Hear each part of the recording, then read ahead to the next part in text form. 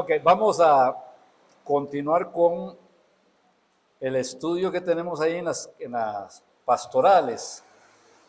Primera de Timoteo. Primera de Timoteo, capítulo 1.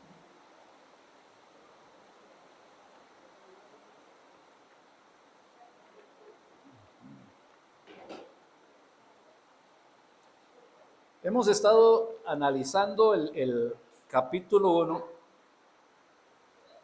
y he estado tentado a correr más, pero es que hay muchos detalles que hay que prestarles atención ahora porque nos van a complicar el estudio más adelante, entonces hay que aprenderlo, prestarle atención en este momento. Acabo de mencionar, bueno, las pastorales. Tengo un deseo tan enorme, porque era la oración de Pablo y es el deseo nuestro, de que aprendamos a estudiar la Biblia. La Biblia cambia. La palabra de Dios es poderosa y transforma. Pero si no la estudiamos, si no la meditamos, no va a operar como nosotros queremos que opere en nosotros. Cuando hablamos de las pastorales, uno dice, bueno, ¿qué son las pastorales? Las pastorales son unas cartas que el apóstol Pablo escribió desde la prisión a personas que estaban fuera de la prisión haciendo el trabajo que en ese momento él no podía, pero que eran personas que él mismo había discipulado, que había trabajado con él, que les había enseñado. Las pastorales es Primera de Timoteo, Segunda de Timoteo y Tito. Esas son las tres. Algunos incluyen Filemón porque es una carta personal, pero esas son las tres. En las pastorales aprendemos a ver cómo debe ser la iglesia, cómo se debe mover la iglesia, qué es lo que la iglesia tiene que vivir, qué es lo que la iglesia tiene que practicar, qué es lo que la iglesia tiene que aprender. Porque dentro de la iglesia habían personas que estaban enseñando lo que no es la voluntad de Dios, ¿verdad? Lo que no era la salvación por gracia. Entonces vamos a leer del capítulo 1, vamos a leer del verso 12 al final. Ya habíamos empezado el domingo anterior con esta parte del texto. Dice, doy gracias a Dios que me fortaleció, a Cristo Jesús, nuestro Señor, que me tuvo por fiel poniéndome en el ministerio. Sigue diciendo, habiendo yo sido antes blasfemo, perseguidor e injuriador, mas fui recibido a misericordia, porque lo hice por ignorancia en incredulidad. Pero la gracia de nuestro Señor fue más abundante con la fe y el amor que es en Cristo Jesús. Palabra fiel y digna de ser recibida por todos, que Cristo Jesús vino al mundo para salvar a los pecadores, de los cuales yo soy el primero.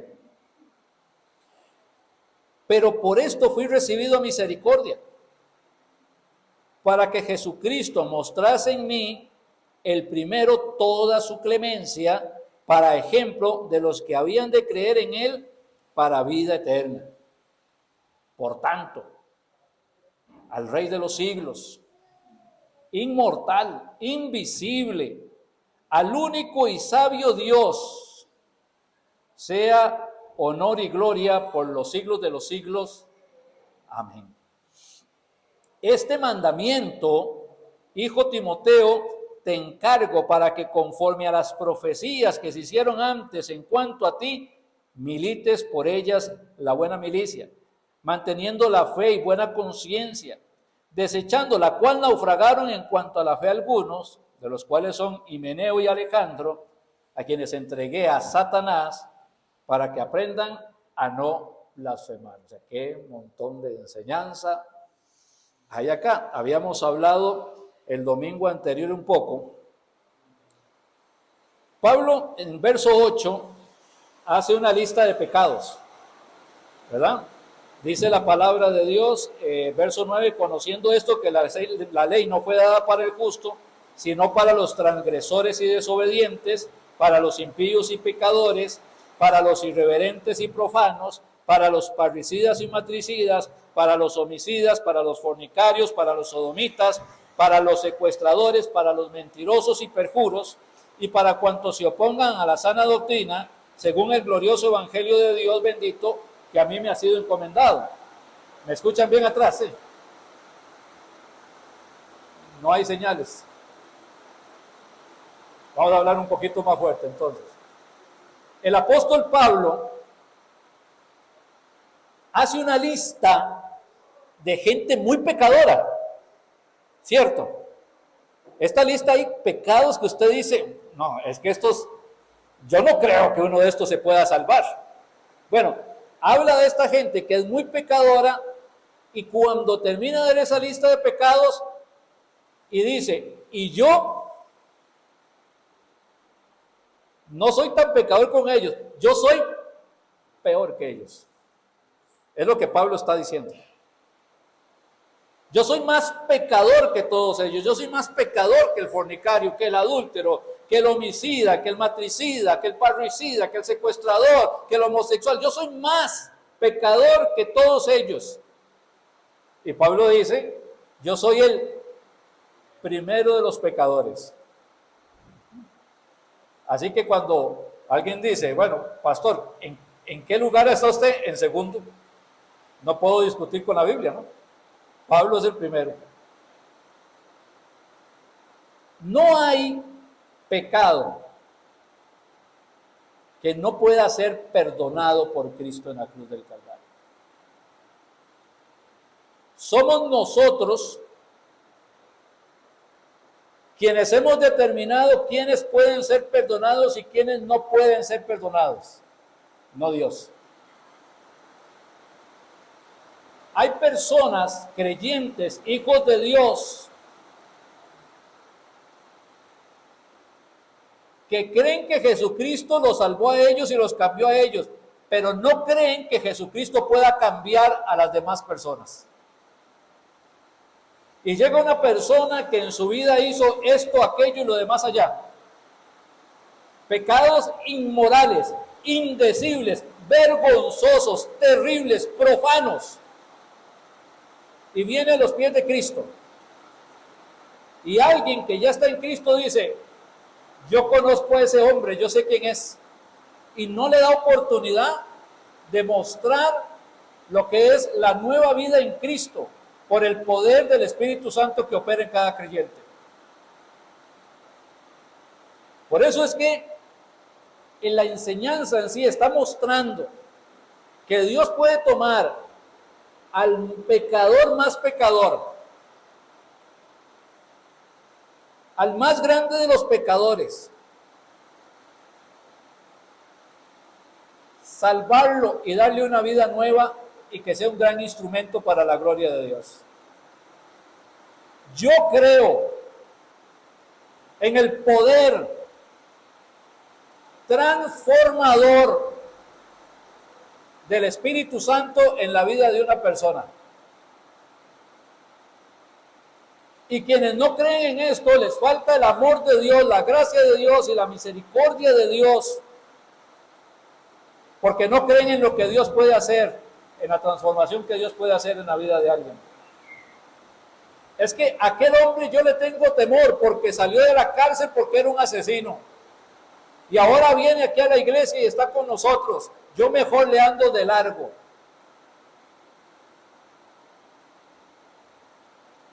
Eso no es cristianismo.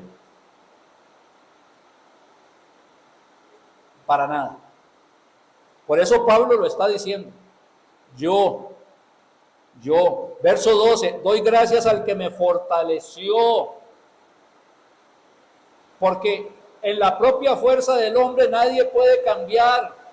Un hombre puede decir, yo voy a cambiar, voy a ser diferente, mañana empiezo una nueva vida, voy a ser el hombre que tengo que ser para mi familia, para la sociedad, para el trabajo donde estoy. Pero aunque se esfuerce, no puede cambiar.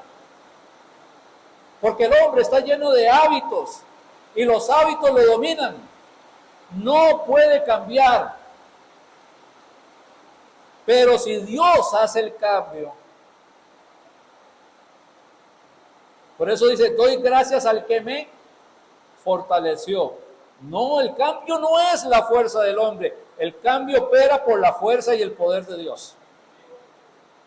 Doy gracias al que me fortaleció, a Cristo Jesús, nuestro Señor, porque me tuvo por fiel. ¿Cómo? Por fiel. ¿Qué quiere decir que me tuvo por fiel? Aquí es confianza. La conversión de Pablo a los ojos del Señor era verdadera. Y como es la obra del Señor que opera en la vida de Pablo, el Señor tenía confianza en que Pablo iba a obedecer todo trabajo que el Señor le iba a demandar. Confianza. A veces, no sé, los votos matrimoniales, a ver si los recordamos un poco. ¿Ah? Y yo prometo que voy a estar contigo en la salud y en la enfermedad, en la riqueza y en la pobreza, en buenos tiempos y en malos tiempos. Y esto lo prometo delante de Dios para cumplirlo hasta que la muerte nos separe. Y el hombre le hace la promesa a la mujer. La mujer tiene que tener confianza en ese hombre, ¿verdad? Tiene que tener confianza, porque de otra manera. Pero al final alguien dice, no, eso no va a ser así, quién sabe cuánto van a durar, todos los celos. Pero cuando Dios toma a una persona y la cambia, Dios sabe lo que está haciendo, entonces Dios tiene confianza en esa persona. Me hago una pregunta, voy a hacerla personal para no herir a nadie. ¿Tendrá Dios confianza en mí? Es para mí. ¿Tendrá Dios confianza en mí?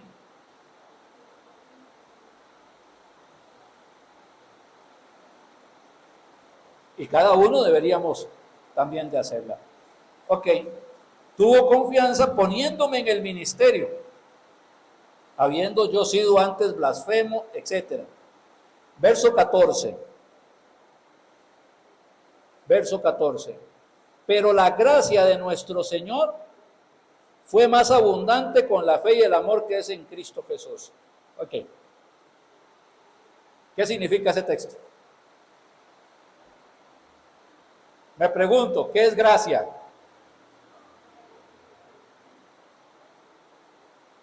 ¿Qué es gracia?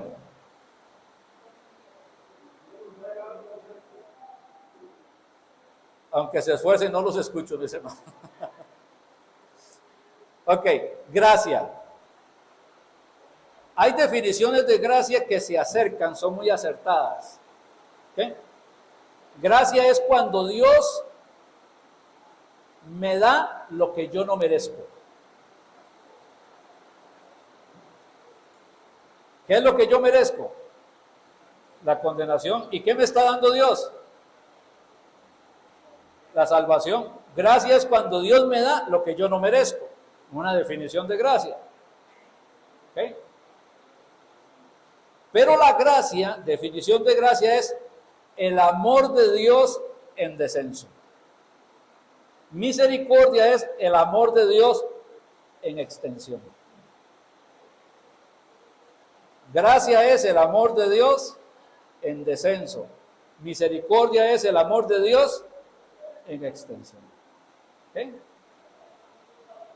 Si Cristo Jesús, nuestro bendito Señor y Salvador, no hubiese descendido del cielo y muerto en la cruz del Calvario, ninguno de nosotros podríamos ser salvos. No habría salvación ninguna. La gracia de Dios se manifiesta cuando Cristo desciende. Ahora, Cristo es Dios. Cuando Dios desciende, se reviste de humanidad. El Señor, Dios Todopoderoso, Creador del cielo y de la tierra. El Alfa y el Omega, el principio y el fin, el primero y el último. Cuando ese Dios omnipotente desciende y se reviste de humanidad para morir en la cruz del Calvario, para que nosotros podamos tener salvación, eso es gracia. La gracia de Dios. La gracia que desciende. Eso es gracia, dice el apóstol. Pero la gracia de nuestro Señor, el efecto salvador de nuestro Señor en la cruz del Calvario, por el cual ahora tengo vida eterna, pero la gracia de nuestro Señor fue más abundante con la fe y el amor que es en Cristo Jesús. Ahora, la gracia, para hablar ya un poquito más de la gracia. ¿Okay? La gracia. Romanos capítulo 5, verso 20.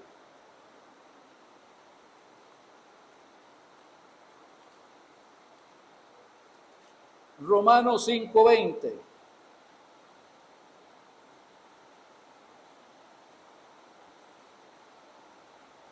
Dice, Romanos 5, 20, dice la palabra del Señor, pero la ley se introdujo para que el pecado abundase. Mas cuando el pecado abundó, sobreabundó la gracia. Para que así como el pecado reinó para muerte, así también la gracia reine por la justicia para vida eterna mediante Jesucristo, Señor nuestro.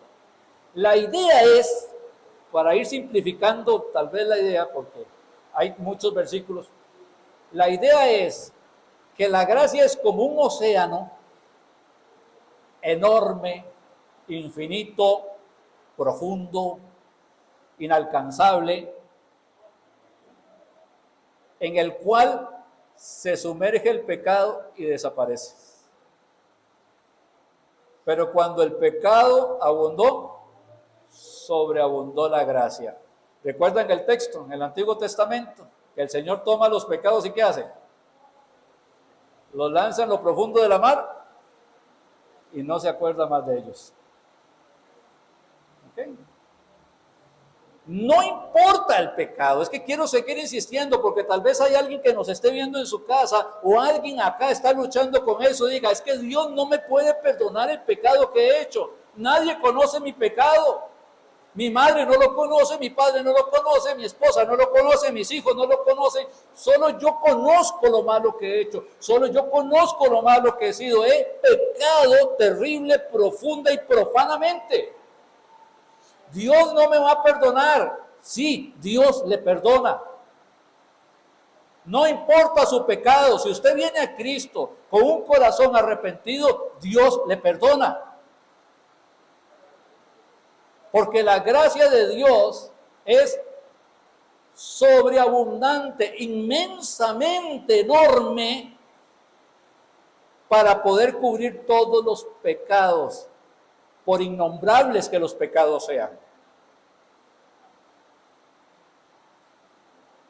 Compréndalo para usted si esta es su lucha, o comprenda que hay algunos que tienen esa lucha y que nuestro mensaje reconciliador es decirle que la gracia de Dios sobreabunda y que puede perdonar cualquier pecado, aún el que él ha cometido.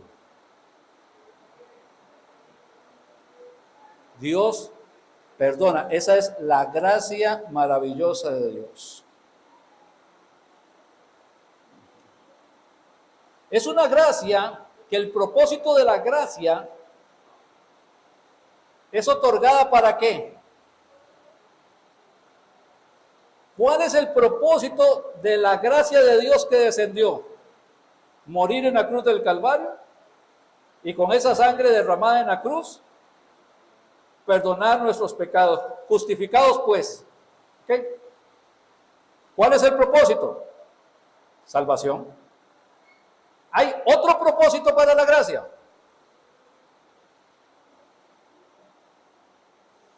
No, es que, bueno, por la gracia de Dios, el sol y la lluvia, y por la, no, eso es misericordia. Por la misericordia de Dios sale el sol sobre justos e injustos. La gracia tiene un propósito. ¿Cuál es el propósito? La salvación del pecador. ¿Tiene otro propósito? No. No.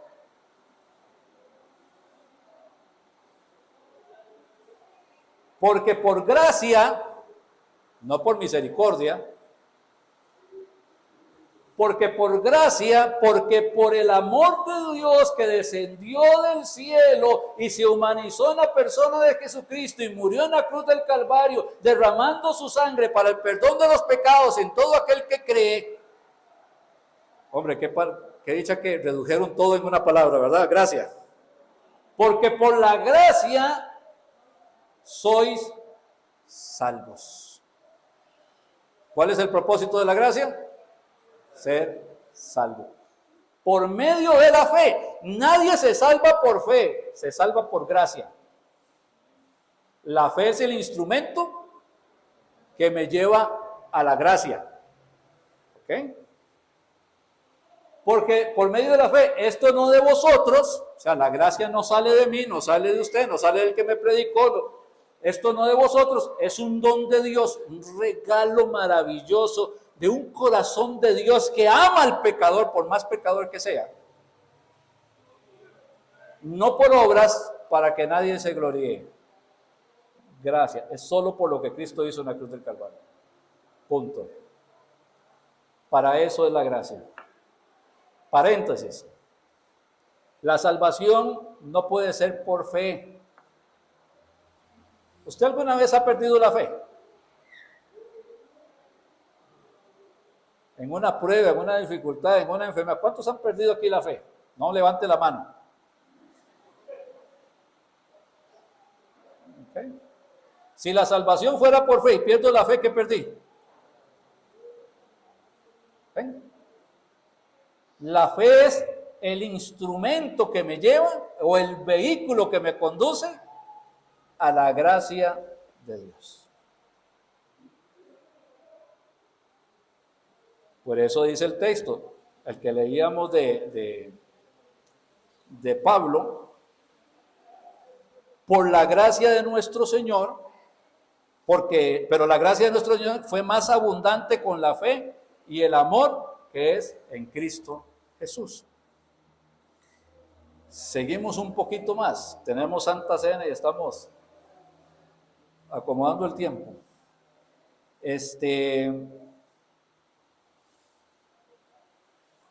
La gracia es para todos. Vamos a buscar ese punto. La gracia es para todos. Hay por ahí algunas personas que dicen, enseñan, creen, predican que la gracia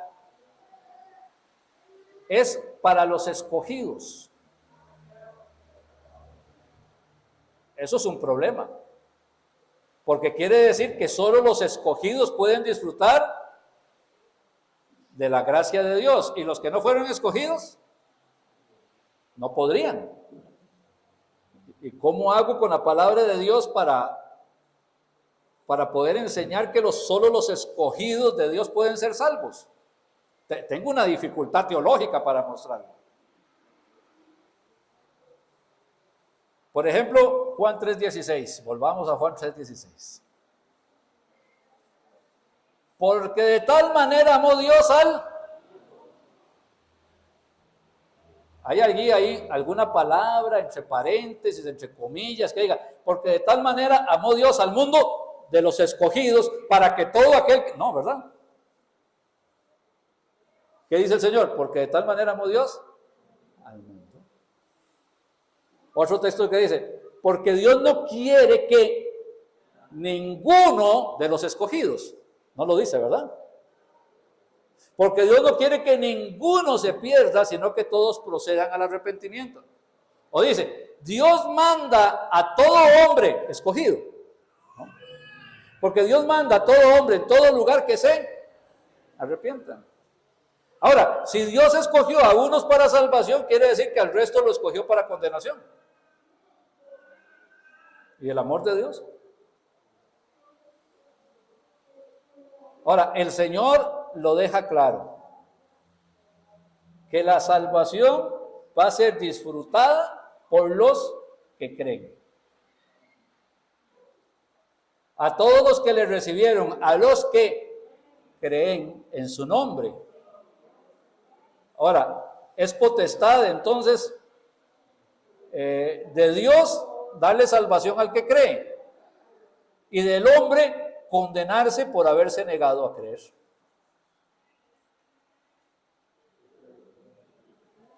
Es simple. Y tenemos un poquito más.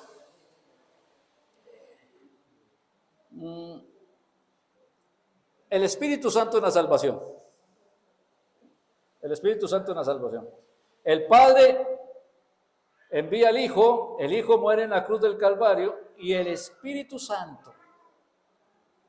Todo esto es una operación de gracia, ¿verdad? Que tiene que ver con el propósito de que usted sea salvo. Y el Espíritu Santo, ¿qué hace? Convence de pecado, justicia y juicio. Ahora, me gusta ver cuando estoy leyendo el libro de los Hechos que dice, y Pedro lleno del Espíritu Santo. Esa frase me encanta. Y Pablo lleno del Espíritu Santo. Y cada vez que dice, y Pedro lleno del Espíritu Santo, Pablo lleno del Espíritu Santo, algo maravilloso pasaba. ¿Por qué? Porque era el Espíritu Santo en Pedro o en Pablo.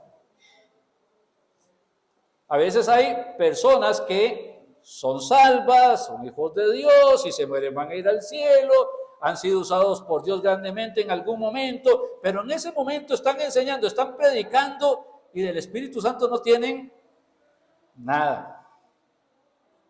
O sea, el Espíritu Santo está ahí, pero está contristado más bien en el corazón de esa persona. En lugar de hablarme del Señor, me está hablando de todos sus problemas, y en lugar de edificarme, me está regañando. Y yo, en lugar de salir gozoso para la casa, salí como, ¿y por qué vine hoy? Si yo me iba a quedar.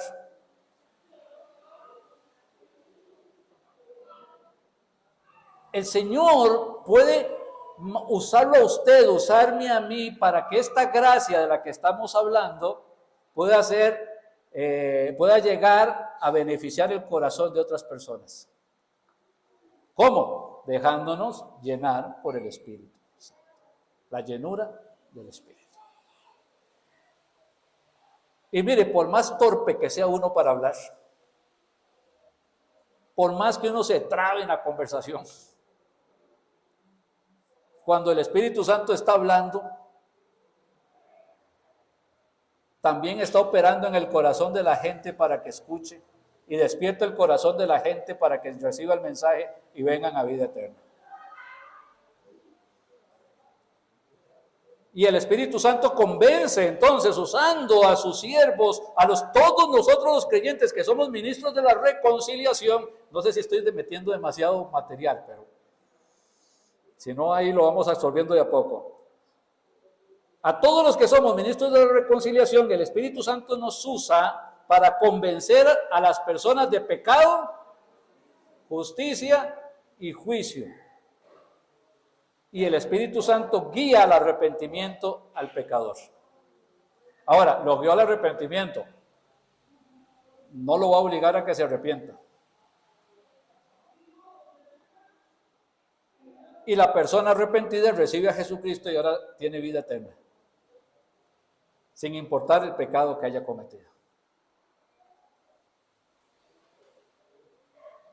Palabra fiel y digna de ser recibido, que Cristo murió por todos. Y gracias al Señor por eso, hoy estamos aquí, alabando y glorificando el nombre del Señor, por esta salvación tan grande. El texto da para más, para enseñar más.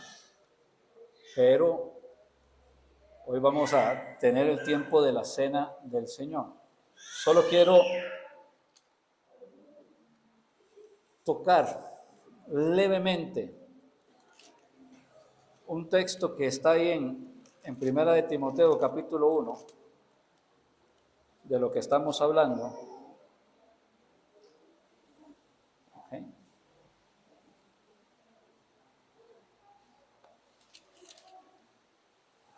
Que es el verso 17.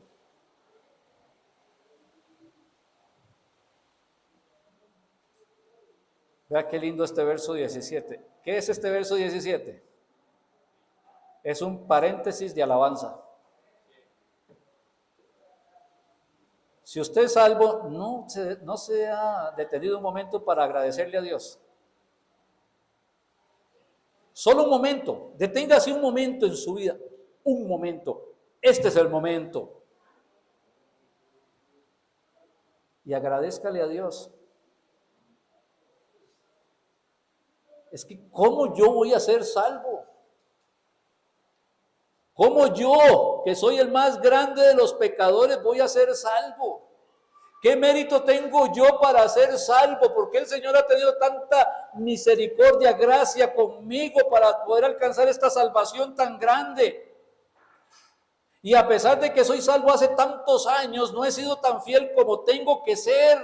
Y el Señor me ha tenido paciencia, Dios mío santo. Gracias, te alabo, te bendigo, te glorifico por esa sangre derramada en la cruz del Calvario que me limpia de todo pecado. Un creyente que no es agradecido, algo le está pasando. Los creyentes no pueden andar como los israelitas en el desierto, murmure y murmure y murmure. El creyente se diferencia por ser agradecido, alabado, glorificado sea el nombre de nuestro Señor. Amén. Por tanto, al Rey de los siglos, inmortal, invisible, al único y sabio Dios, sea honor y gloria por los siglos de los siglos. Amén. Y amén. En Jesucristo. Amado y buen Padre, en el nombre de tu Hijo Jesús, bendito seas. Te ruego, si hay alguien aquí que no te conoce, que pueda hacer un tiempo de salvación. ¿Tiene usted a Cristo? Si usted muere en este momento, ¿dónde va a pasar la eternidad? Cristo le ama, murió por usted en la cruz del Calvario. La gracia de Dios descendió para que usted tenga vida eterna en esta hora. Hoy Cristo le está llamando, sus brazos están abiertos y le dice, venga a mí ahora, ven a mí ya. Ven a mí porque yo morí por ti en la cruz del Calvario. Yo no quiero que te condenes. Estoy dando vida y vida en abundancia. La sangre que se derramó en esa cruz limpia todos los pecados. La gracia ha sido derramada para que usted sea favorecido. No endurezca hoy su corazón y reciba a Jesucristo como único y suficiente Salvador. ¿Alguien quiere recibir a Cristo? Haga de su corazón un altar y dígale, Señor, reconozco que he pecado contra ti. Perdóname. Entiendo que Cristo murió por mí, que su sangre me limpia de pecado. Por eso en este momento quiero recibir a Jesucristo para que sea mi único y suficiente Salvador y el Señor de mi vida. Te lo pedimos en Cristo Jesús. Amén. Amén.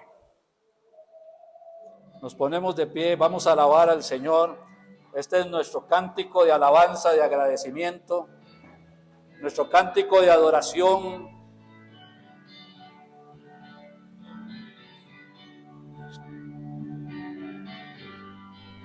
Todos. En Jesucristo se halla. Solo en Cristo hay paz. Sin importar lo que usted esté pasando en este momento. Puede venir a Cristo y va a encontrar gozo, paz, pero sobre todo la salvación de su alma. Cante con el corazón, cante con agradecimiento. Un cántico de alabanza, de adoración. un sacrificio de ofrenda de alabanza que agrada a Dios.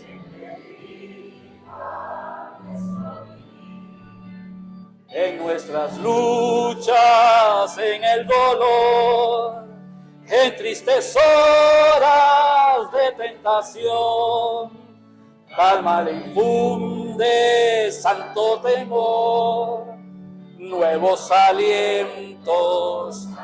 Vamos, cántele al Señor con sinceridad. No se lo guarde. La gracia para usted, por usted, siempre dirija nuestro vivir. Cuando en la lucha falta la fe, el alma veces desfallecer, Cristo nos dice, siempre os daré gracia divina, santo poder. Al Redentor, que por nosotros quiso morir, y que la gracia del Salvador siempre dirija nuestro vivir. Mis hermanos, vean, pueden pasar pruebas y van a pasar pruebas, dificultades profundamente terribles y dolorosas, que el Señor permite en nuestra vida para que podamos crecer espiritualmente. Pero la gracia de Dios es permanente. Y dice la palabra de Dios, y tome y abrácelo, porque nada me podrá separar del amor de Dios que es en Cristo Jesús, Señor nuestro. Y no sé por lo que usted está pasando, no sé las dificultades a las que se está enfrentando, no sé cuál es su lucha, no sé cuál es su valle de sombras de muerte, pero nada le podrá separar del amor de Dios que es en Cristo Jesús. Porque es un río, un mar, un océano de gracia que sale del corazón de Jesucristo para cada uno de nosotros constantemente. Y esta es una verdad absoluta para los hijos de Dios. Amén. Vamos a entrar en el tiempo de la cena del Señor. Todos los que sean bautizados en el nombre del Padre, del Hijo y del Espíritu Santo. Todos los que han recibido a Jesucristo como único y suficiente Salvador. Todos aquellos que fueron bendecidos con la gracia de Dios. Todos los que son familia del Señor. Estamos llamados a participar de la cena del Señor. Porque recordamos la muerte de Cristo y su propósito hasta que Él venga. Amén. Vamos a tomarnos, no sé, si usted quiere hablar con Dios para agradecerle a Dios o para decirle, Señor, si hay algún pecado ahí, Padre, que no he confesado, perdóneme, pida perdón aquí, y si tiene que irlo a arreglar, cuando salga de aquí, va y lo arregla, pero es tiempo de estar en paz con el Señor.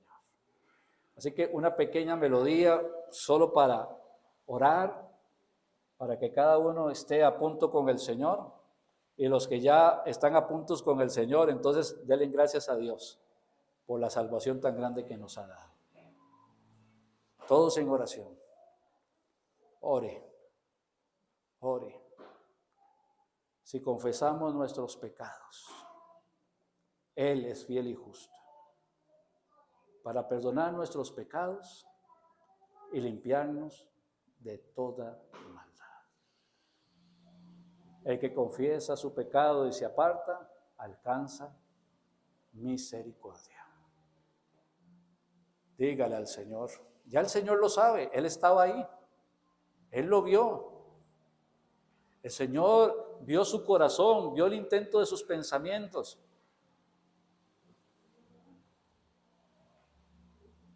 Y usted sabe que hizo algo malo, dígale, Señor, yo sé que hice mal, perdóname. Lávame con la sangre de tu Hijo, límpiame de toda mi maldad, para estar a punto con el Señor. Bendito Padre, en el nombre de Cristo, gracias por la sangre derramada de tu Hijo Jesús que nos limpia de todo pecado, para estar en paz contigo en esta hora y poder disfrutar de esta ordenanza que es la cena del Señor. Gracias en Cristo Jesús. Amén. Y amén. Amén. Pueden pasar, hermanos.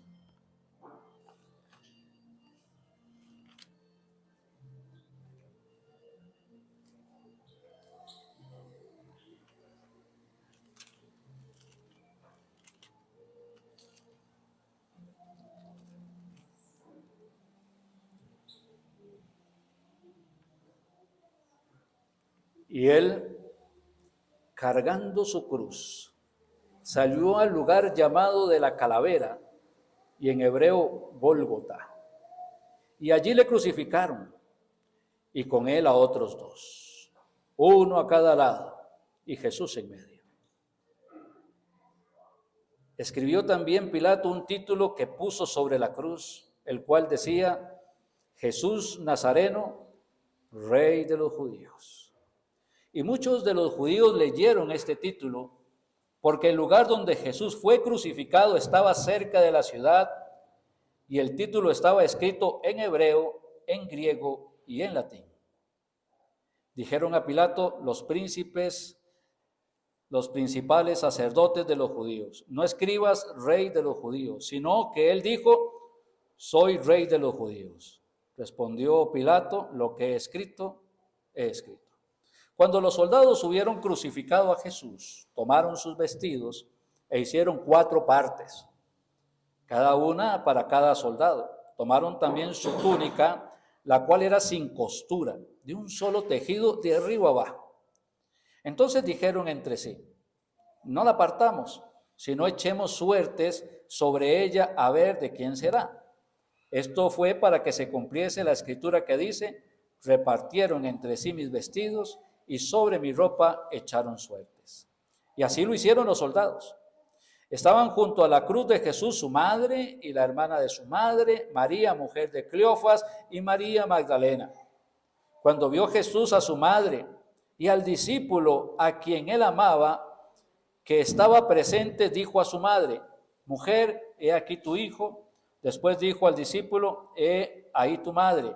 Y desde aquella hora el discípulo la recibió en su casa.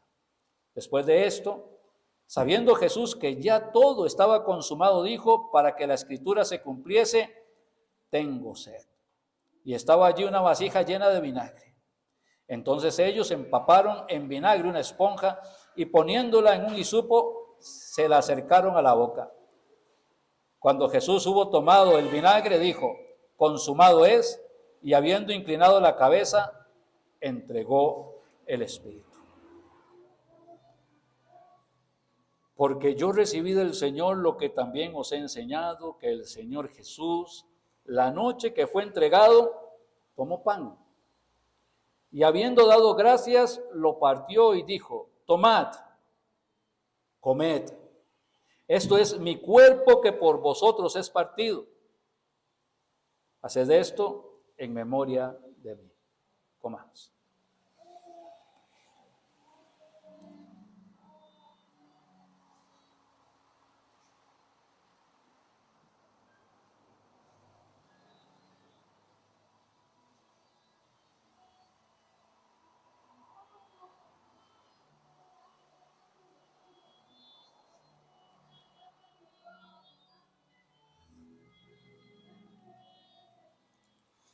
Asimismo, tomó también la copa después de haber cenado, diciendo: esta copa es el nuevo pacto en mi sangre. Haced esto todas las veces que la bebiereis en memoria de mí. Bebamos.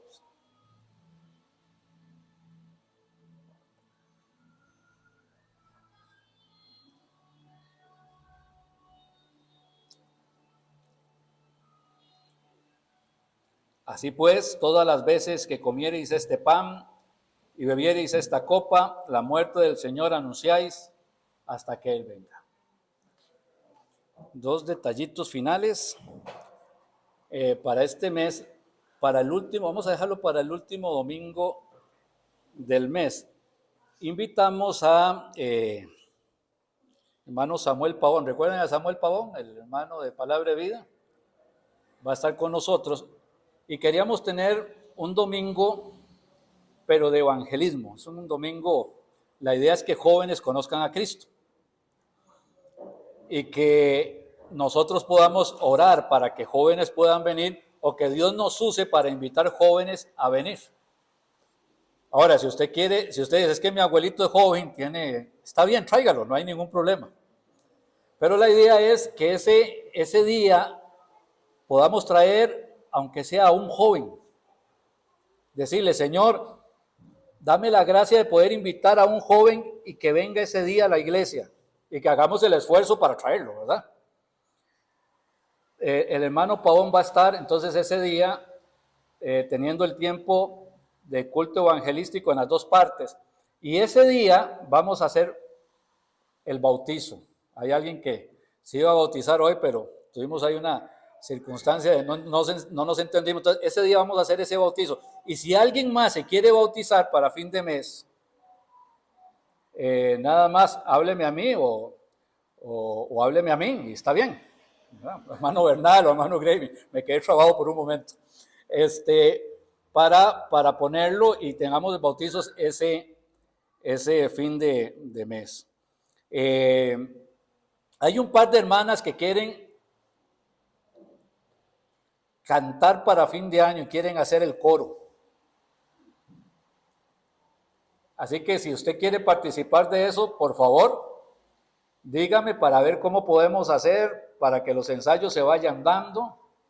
No es la hermana Keila, ella quiere participar, pero está igual, si quiere hablan con ella.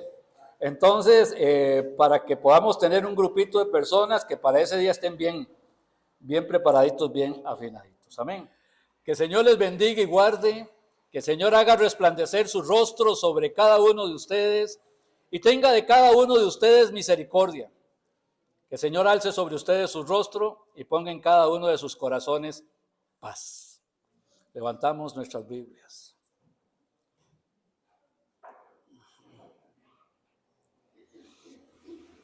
Leo la Biblia.